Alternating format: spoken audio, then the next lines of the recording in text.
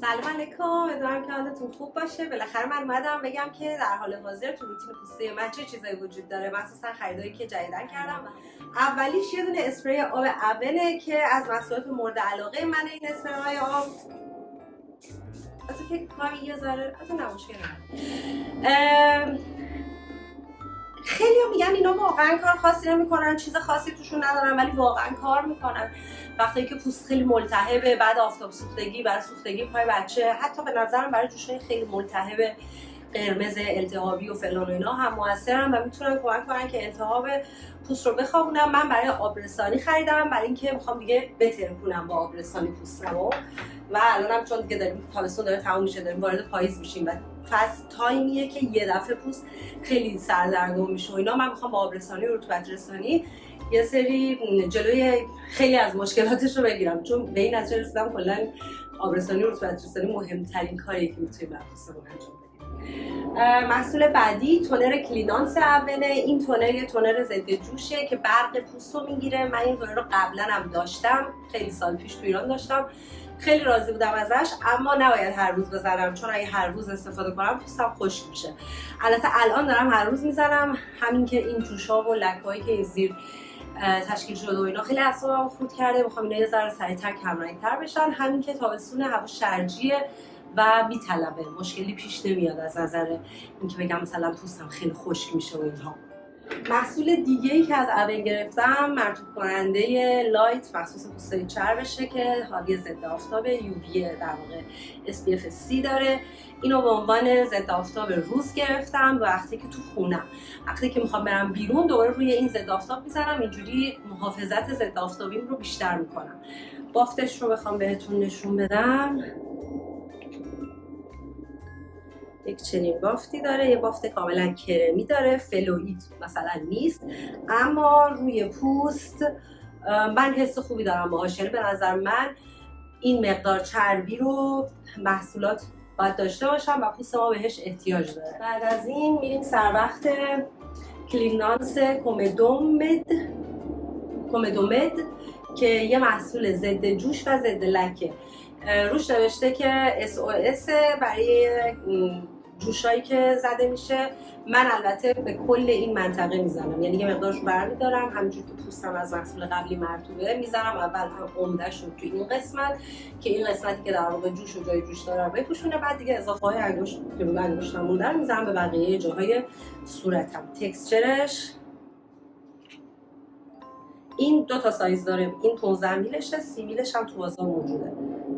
یه همچین چیزی مثل یک سرم کرم میمونه، یک مثل ژل کرم میمونه. محصول بعدی یک کرم دور چشم هیالورون اکتیو B3 از اونه که اینو برای روز گرفتم چون که رتینول روک رو میزنم برای شب، ولی برای روز نباید اینو بزنیم. تکسچرش بسیار تکسچر سبکی داره، اما اگر بخواد این همسن و سالای من باشید، حالا یه چند سالم جوان‌تر یا بالاتر، این برای کسی اگه بخواید یه دونه ضد دور چشمش باشین محصول ضعیفیه. من اینو برای کسایی که زیر 34-5 سالن توصیه میکنم. محصول سبکیه، محصول خوبیه، ولی اگه بخواید یه ذره یه کاری انجام بده، رطوبت رسانی بیشتری داشته باشه، اگه دور چشمتون خیلی خشک باشه، این به نظرم میاد یه مقدار ضعیف باشه. و در نهایت در محصولات اول من یه دونه مرطوب کننده شب گرفتم که اینا حالا اصطلاحا بهشون میگن کرم شب، مرطوب کننده عادی هست. اینو بسته‌بندیش خوشم اومد. اینم تکسچرش که در نهایت توی محل آخر روتین میزنم. اینم یه بافت نسبتاً چربی داره، این یک کم چربتره از مرطوب کننده روزی که گرفتم که خب طبیعی هم هست، باید اینطور باشه. مرطوب کننده شب باید چربتر باشن که در واقع این رطوبت رو روی پوست حفظ کنم. ممکنه خیلیاتون دوست نداشته باشین، ولی من یه دفعه با روتین شبم رو حتما بهتون نشون بدم. بعد از روتین شب من پوست من کاملا براقه، برای اینکه یه عالمه محصول آبدار و کرمی که مثلا یه عالمه آبرسانی داره و اینا رو هم میزنم و بعدش هم با یه مرطوب کننده قفلشون میکنم. حتی بهتره مثلا تا یه نیم ساعت نرم تو تخت، صورتم هی به بالش نخوره که اینا پاک شن، ولی فردا صبحش واقعا پوستم نرم و سرحاله وقتی بیدار میشم. غیر از محصولات اون، این هیالورونیک اسید ویشی رو گرفتم، انقدر که پریا ازش تعریف کرد. همونجور که پریا میگه روی پوست حالت چسبناکی نداره. من معمولا هیالورونیک اسید نمیخرم، من اینکه حالا بخوام یه چیزی تست کنم یا بحث معرفی باشه و اینها، به نظرم خریدن هیالورونیک اسید خیلی توجیهی نداره.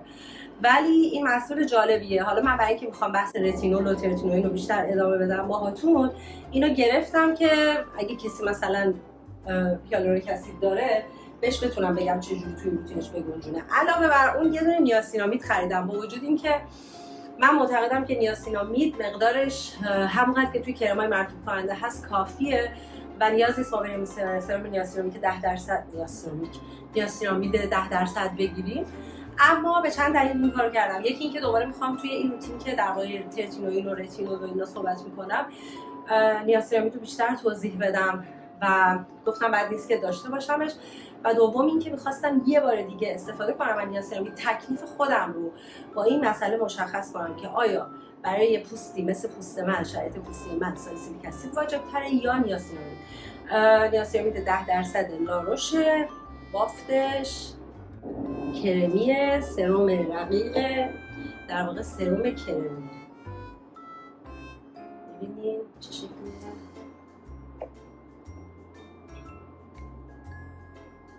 تم بنفشی هم داره، جالبه. این از دیگه چی دارم اینجا؟ ویتامین سی لیفت اکتیو ویشی رو دارم 15%. من قبلا اینو با اون حالتهای آمپولیش رو که 10% بود داشتم و خیلی راضی بودم و همیشه مترصد این بودم که 15% رو بگیرم. چی داریم؟ 3 تا محصول ناخن داریم اینجا. از وقتی که ژلیش ناخن‌ها پاک کردم، ناخن‌ها به شدت نازک شدن، اصلا یعنی از این یه ذره بلندتر نمیشن، میشکنن در جا. ساینتیفیک کیو ماوالا رو گرفتم که اینم قبلا داشتم، محصول بسیار خوبیه، خیلی کمک میکنه ناخن‌ها مقاوم شه. این یکی برای کوتیکوله، برای دور ناخن‌هاست که پوست اینا رو نرم میکنه و اینها. این یکی هم یه کرم ناخن نئودرمه که اینم قراره همین کارو بکنه، در واقع کوتیکول رو نرم میکنه. هر روز روی میز کارمه، معمولا روزی 2-3 دفعه از اینا استفاده میکنم. حالا یه مدت بگذره ببینیم که تاثیرش واقعا چجوریه. دیگه چیزایی که تو این سینی پیدا میشه، رتینول لوریله که دارم مدتی میزنمش. به نظرم محصول خوبیه، ملایمه، خطر نداره، استراب نداره زدنش، مخصوصا برای کسی که تازه کاره محصول خوبیه.